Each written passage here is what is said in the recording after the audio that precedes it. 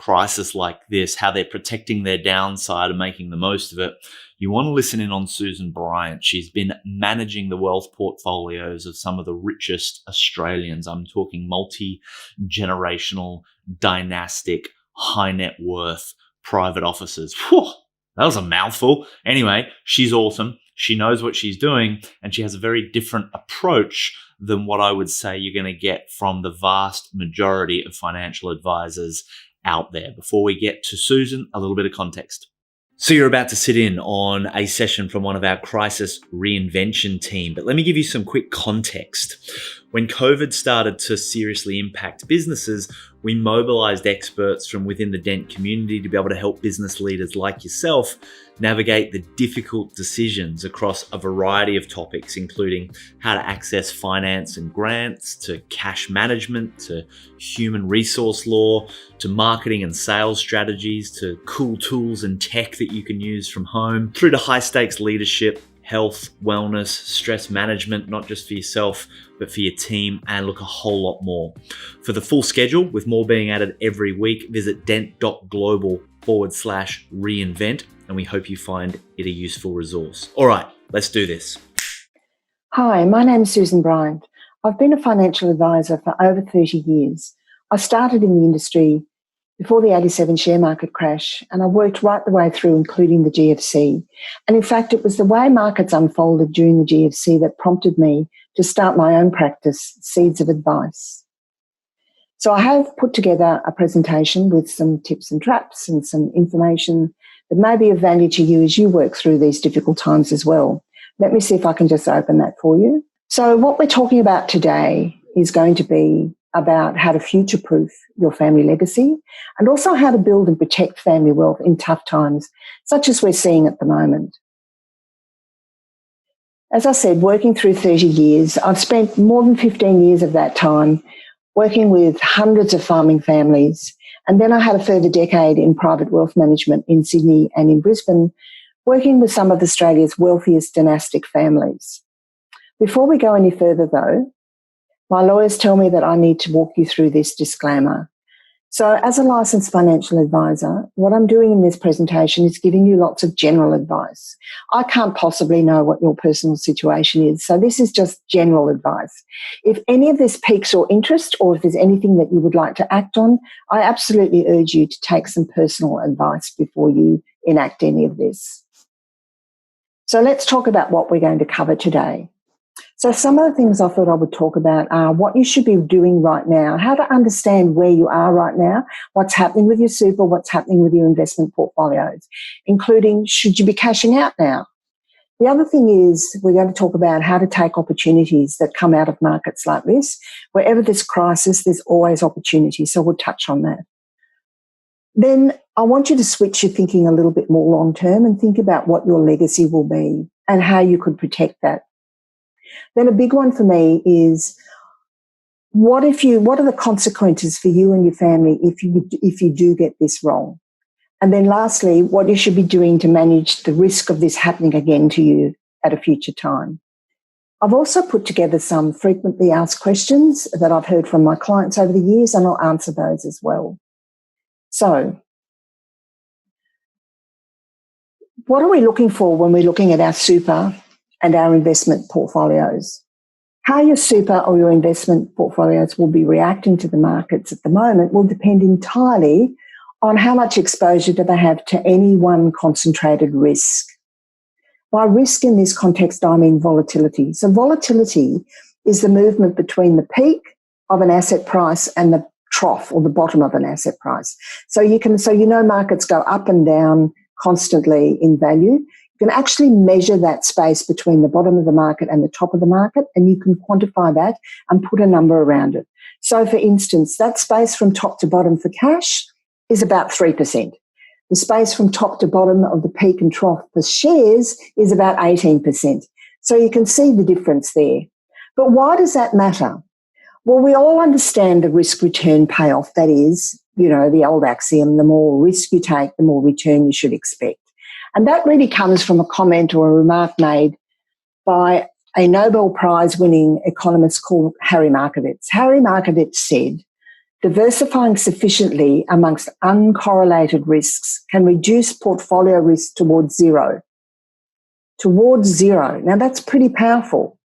So to evaluate the risk in your portfolio, to know what your super or your investment portfolio looks like, what you should be looking for is an exposure to any one concentrated risk, because this is what destroys wealth. Many of you will have been told that you have a diversified portfolio, and that concept seems right enough, not to have all your eggs in one basket. But the problem is this is really not well understood. It's not about asset class diversification, it's about risk diversification. So let me show you what I mean by that. So we would have all seen, I'll just move my slide a little bit. We have all seen this pie chart on our super statements or our investment portfolio reports. So over here on the left with all the different colours, you can see this looks like a really well-diversified portfolio. You've got some Aussie shares, you've got some international shares, you've got some listed property, some growth, infrastructure and so forth. So that looks like it's well diversified. And that's what we're looking for, is diversification to reduce our risk. However, when you go and look at this portfolio and you look at the risk that each of these asset class carries, alarmingly, as you can see over on the other side where it's nearly all orange, alarmingly, 94% of this portfolio carries the same risk, and that is equities risk. Equity is just another word for shares. The reason for that is that your Aussie shares, your international shares, your property, your growth, your infrastructure, some of your alternatives are all listed on the stock exchange. So they all have the same risk. And it's this concentrated risk that provides the huge damaging downside for portfolios. This is the stuff that destroys wealth. Don't forget, if the market has fallen 30% and it rises by 30%, you've still only got halfway back to where you were. So you need it to rise by 60% to get back to where you started from. So if super falls by 50% and it rises again by 50%, you're still only halfway where you were in the beginning to square one. Only halfway there to the original, as the gain of 50% is made on a reduced balance. So paying attention to risk is really important. And in the past, this approach to building portfolios is what we call standard or strategic asset allocation. And that's what the pie chart that we're seeing shows us, and we're all familiar with that. It tells you how assets are allocated, some in shares, some in property, and so forth. Unfortunately, this way of looking at things doesn't work. We know it doesn't work because it didn't work during the GFC, and it's not working during this crisis. So what can you do right now? Look, I'm not recommending that you make any significant changes to portfolios at the moment. Look, it's almost really too late for that. Should you be cashing out right now? Look, if you've looked at your portfolio or you looked at your super and you're not happy with the returns, then you need to ask yourself, if you've seen a fall, and markets have fallen in the vicinity of about 30% since the middle of February, you need to establish what kind of shape you're in first. You need to get a baseline. So you need to go and have a look at your portfolio, look at your super fund, establish and evaluate where you're at now. You can do that online. So see if you can find a statement with a member number on it, and go online and set yourself up so that you can look at what's happening with your portfolio online. If you can't do that or you don't have the information, you can call your super fund or your investment funds and ask them to provide this information to you over the phone, and they should be able to do that for you. Look, if you're younger and you decide that you do want to make some changes, you should be able to have time to recover from this.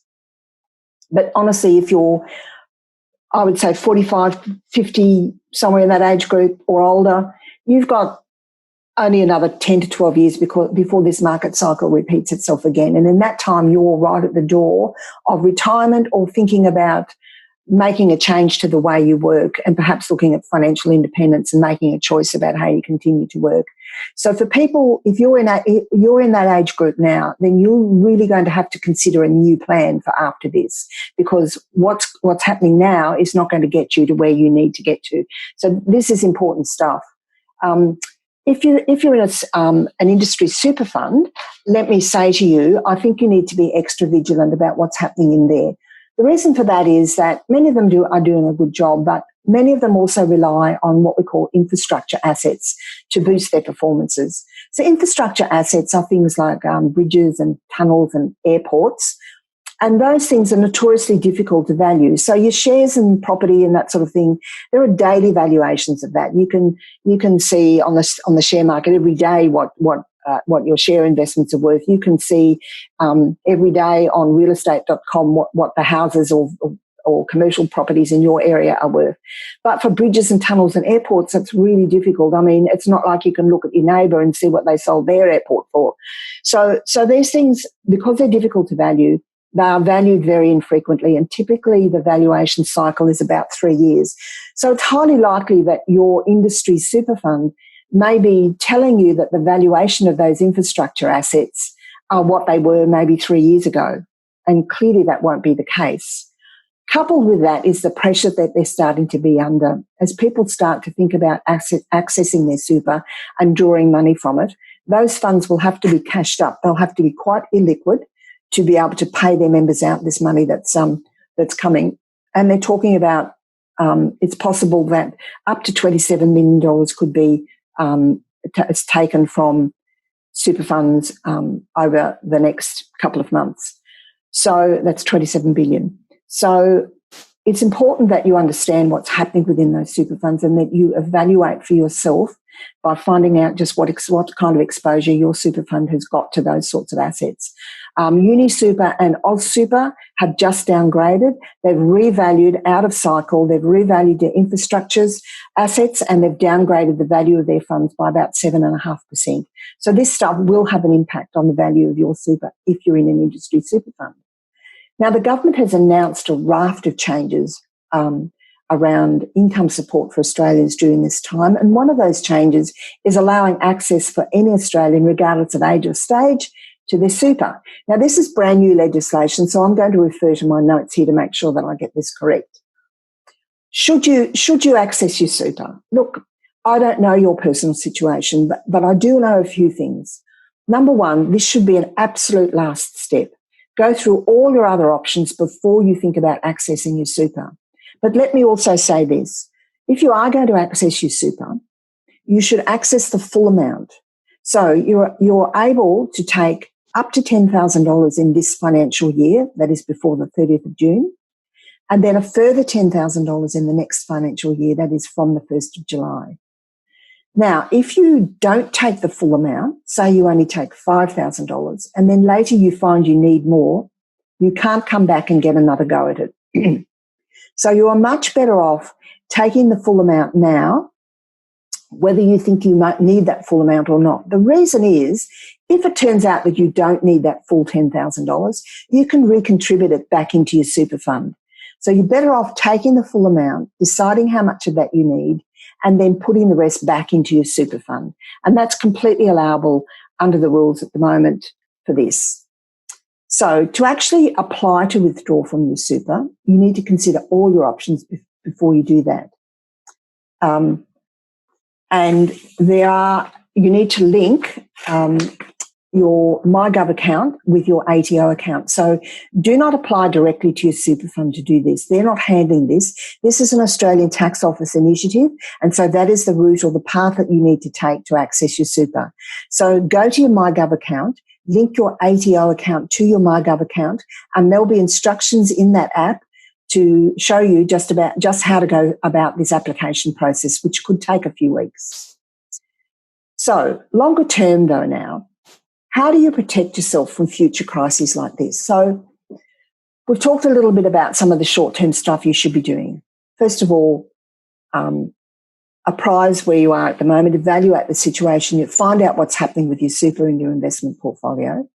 Think about all the income support that you can get from the government during this time. Assess and evaluate whether you want to actually draw on your super and do it through the ATO app through MyGov. And then once you've got those things in place and you're comfortable that you're on top of your position and you understand, then you can start to think about a little bit longer term through this crisis and out the other side. And there will be another side. It will come eventually. So once you've thought about the longer term and you've turned your mind to the future, What can you do that's different that will actually protect your portfolio? Well, there is a different approach to risk management, or that volatility that we talked about, and it looks at how much risk you should be taking in your portfolio. By focusing on your specific objectives, that is, spending some time thinking about the things that you want to achieve that are going to take time and money to achieve, we can actually work out where you are now, the things that you want to achieve, and then we can work out how much risk or volatility you need in your investment or super portfolio to get you from the point you are now to the point you want to be. We can actually build a portfolio that does exactly that. That's how we've managed to cushion the impact of our clients' portfolios through this crisis. Now, the question is, do you actually have a plan in place now? Do you have a plan that's taking into account the amount of risk or volatility in your portfolio? Is it specifically set to help you and make sure you're going to achieve those outcomes you're looking for? Or is it just a set and forget plan? Buy these assets, ride the market out, hope for the best. My job, as I say to my clients, my job is to manage the inaccuracies of my forecasts. In other words, I'm almost certainly going to be wrong in what I forecast. But that's okay because we have a plan B. So I'm very wary of hearing things from the sector like, don't worry about it, there's nothing you can do. It's time in the market, not timing the markets that count. It's only a paper loss. If you don't sell, you don't crystallise a loss. These are markets always rebound. These are axioms that don't actually add any value to your portfolio. They lull you into a false sense of security, and they're only useful for the person telling you them. They're not useful for you. There is a different approach, and it's one we've used for over a decade with our clients. We don't have you exposed to any one concentrated risk, with the aim being that we don't blow you up. We have a plan B for when things go wrong, because they always go wrong. We know that. And we've got something to fall back on. We've got some strategies that we use. So if we can establish that you've got off track for a myriad of reasons, we've got strategies and levers we can pull that will get you back on track. So how do I take advantage of the opportunities that are coming out of a crisis like this? Well, we do know markets are volatile. They rise and they fall. That happens all the time. For every crash, there will be an opportunity on the other side, but no one can time either the bottom of the market or the top of the market. There's no reason, though, to simply throw up your hands and say, well, look, what can I do? There's nothing I can do. I just have to ride it out. There are, in fact, things you can do to prepare, to protect, and to profit. You may have been asked in the past, how do you feel about risk? How much risk are you comfortable in taking? But risk is not a function of how you feel about it. Risk is a function of your willingness to act after the fact. In other words, when something has happened and you are off track, how willing are you to do something different to change that risk that you're taking or not taking in your portfolio and take action? Here we say you need the stomach and the wallet to take on the risk that you're taking on. So the stomach is it needs to not wake you up at night. That's having the stomach. And having the wallet means it doesn't destroy you financially if you get off track. So you need the willingness to take action, to do the things you need to do should things change. There are always opportunities after a crisis. Beware of anyone offering a definitive time to get back in. Nobody knows that. The more informed analysts right at the moment are doing complex number crunching around virus infection rates, around vaccine research and when that might be coming online, but most of us don't have access to that. So the most useful thing you can do is if you've got cash in your portfolio, you can deploy that in a steady, disciplined fashion without any emotion. And the way you do that, it's known as dollar cost averaging. And it means that you think about the cash that you might have on the side to reinvest, divide that up into parcels, and you might say you would reinvest that on a monthly basis, say for the next 4 to 6 months. So you've got the same amount of money going into the market on exactly the same day every month. So it might be the 15th of the month or whatever day works for you. And then you set that up automatically, and that takes all the emotion out of the decision. And what that does, the dollar cost averaging piece, is on some days when that automatically buys back into the market, you will be buying at a very low price. And so you'll be getting more shares or more units for your money. And then on other days, it will be buying at a slightly higher price. So you'll get less shares and less units for your money. But over time, when you look back and average that out, you will have bought in at a much lower price than if you had attempted to buy all in on the one day, hoping that that's the bottom of the market, because none of us can get that. None of us. So you're generally in a better place if you use dollar cost averaging, because unfortunately, nobody rings a bell at the bottom of the market. That would be handy. So once you've got your portfolio sorted, you know exactly how much risk you need to get the things you want. People then start to think a little bit more long term. You can plan how things might look after this crisis is over. That might be, the crisis might be a slightly longer time in the finance world compared with the path the virus is taking, as it's fairly evident that we're in recession, if not technically, and we will be for some time. But you do then have the ability to think about what your legacy might look like. Really, a legacy is what people say about you when you've gone. We all leave a legacy, whether we like it or not. But now you've got a chance to leave a legacy that is meaningful. It's not just about money and assets, although I can show you how to do that too. But it's often not until a crisis comes along that we tend to think about or do something about our future and our legacy. Building wealth for now and for future generations requires a mindset. Business owners can easily become caught up in the day-to-day, but taking time and space to sit down with your family and think through what's really important to you and how you might leave assets to the next generation is a sound investment of your time and your energy. Think long-term. Have a strategy. Do the work on deciding what's important to your family. It might be education is important to your family. It might be philanthropy. It might be creativity. My family has set up a WhatsApp group because we're scattered all around the world. And what we're finding as a family value is humour to alleviate the stress. So work out what those values are for you and your family. And you'll come back to them time and time again as you make important decisions. When making big decisions, you can ask yourself, does this fit with our family values? Then you can deep dive into your objectives. These are the things you want in life that are going to take time and money to achieve. Write them down. Refer back to them again and again.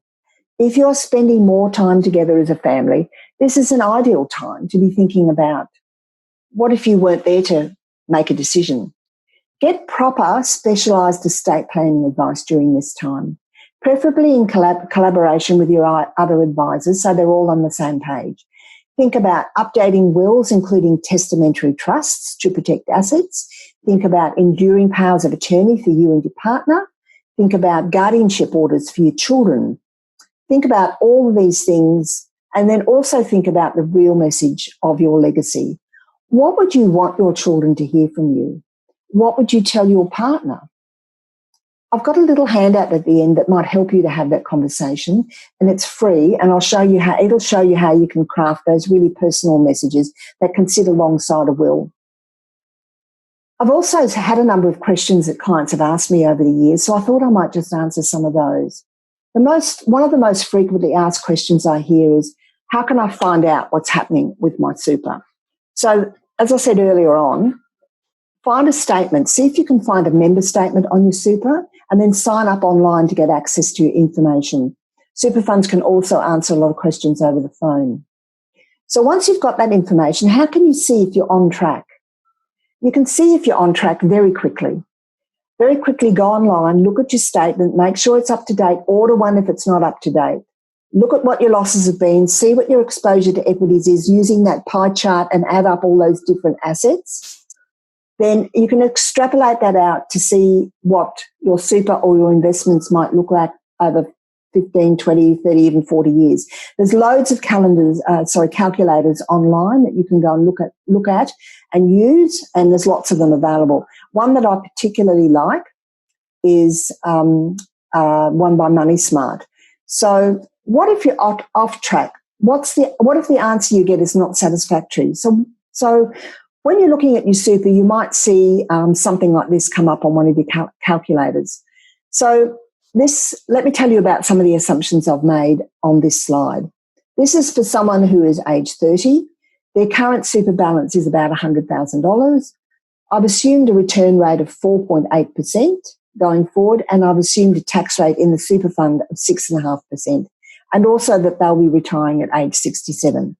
When you're looking at things like this, be very, very careful at the assumptions that people are using. So I've been very clear and open with the assumptions I'm using here. That may seem like a fairly low rate of return, but I do have a low expectation of returns going forward for the next decade. So let's just run with a fairly low return. So if you were to start with 100,000, put your SGC in every year, have this return and pay this tax in your super, you could expect by age 67 that your super would be worth about $439,000.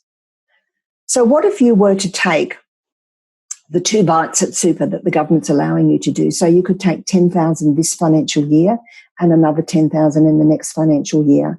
So I've assumed those withdrawals, the same assumptions, the same rate of return, the same rate of tax, the same age at retirement.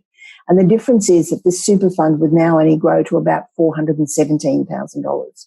So that difference at the end when you retire is going to make a significant difference to the income that you can draw from your super. It may be more if you've got more in your super. Those numbers, you can find a calculator online and work through those numbers for yourself and see exactly where you're situated with that.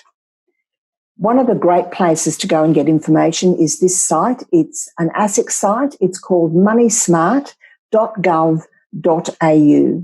moneysmart.gov.au. There's lots of information on this site about finding out about what's happening at the moment, finding out about your super, and working out how you can access it if that's what you need to do. So that it has a lot of really good calculators, and that's a great site to go and start to educate yourself a little bit more. So if you do find when you get that information that things don't look the way that you expect, and you've done the calculations and you're not going to meet your objectives, so what can you do? Well, there's actually 5 simple levers that everybody has available to them. And they are, you can actually save more money now. Now, you can do that by spending less, but saving more. You can decide to retire at a later age. So instead of, say, retiring at 67, you might say retire at 68 or 78. You can decide once you retire that you're going to live on a little bit less. So you can, instead of estimating that you would live on $50,000 a year when you retire, you might work out, well, maybe I'm going to be okay if I live on $48,000 a year when I retire. You can downsize your assets, for instance, downsize your home or sell other assets which you can then put into your super to provide for your retirement once you get there. Or you can take on more risk. Those are all the sorts of things that are available to anybody. Now, you can use all of those levers or some of those levers. But the important thing is you should be having a discussion with your advisor about all those 5 levers and which ones might apply to you and which ones you feel comfortable with. So, what are the consequences for my family if I get this wrong? Having to think and talk about legacy is hard.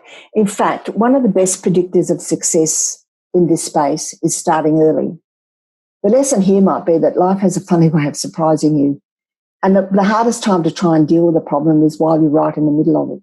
So take this time where you're home with your family, you may have a little bit of extra time, to sit down and think through all these things. What is it that we're trying to achieve as a family? How is my personal or family worth contributing to that? How will that help our future generations, our children and our grandchildren? This is a once in a career opportunity to make those choices and to work through how building your family wealth can continue your legacy and ensure your family continues to grow stronger and enjoy the fruits of your hard work and your love. Before we wind up, though, I've got 3 questions to ask you. The first question is, do you have a family business?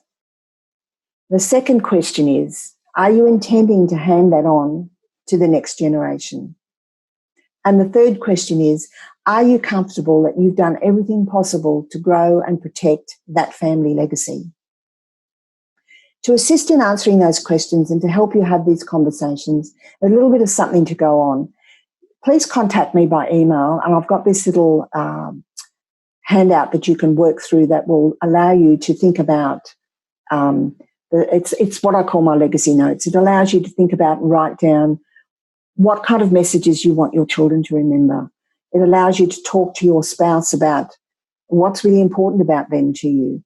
Once you've got all these things sorted, it's just a little personal note to make personal space to make a note that you can leave for your family. Sit down with a cup of tea perhaps and think about the things that are really important to you and get them down in writing for them. You can contact me on social. All my details are here. And I know I would be happy to receive an email from you or text, SMS. All my details are here, so please feel free to contact me. You are going to be able to survive this both financially and emotionally. Thanks. For more expert talks, just visit dent.global/reinvent, because we believe that the decisions that you make now matter more than ever. We started Dent 10 years ago in the middle of the GFC in London, and we shared the key person of influence methodology as a tool to be able to help businesses thrive despite the chaos. Today, it's a best-selling book, and over 3,000 businesses use the methodology like an operating system for driving performance. And we've learned that regardless of economic conditions, that your primary focus as a founder should be showing up as the go-to brand, the key person of influence in your industry. More important than systems or social media, more important than Facebook videos or launching a website, the goal of showing up as the key person of influence in your industry should be the organizing force. It should be the primary objective that helps align all your other decision making. Because as your influence and reach expands, it becomes easier and cheaper to attract clients, team, media, even investors. When times are tough, it's the key people of influence that become even more valuable and even more in demand. And if you've been in business for a while, you're probably a lot closer than you think. So every week that this COVID-19 thing continues, I'm going to be hosting a weekly talk to be able to help business leaders like yourself recalibrate their focus so they can make the most of the times that we're in. If you're interested in jumping on a Zoom and saying hi with me, you can find the link to register for my sessions as well as all of the crisis response team sessions at dent.global/reinvent. If you found this useful, let us know. My name's Glenn Carlson, and please be brave, have fun. Let's go make a dent in the universe.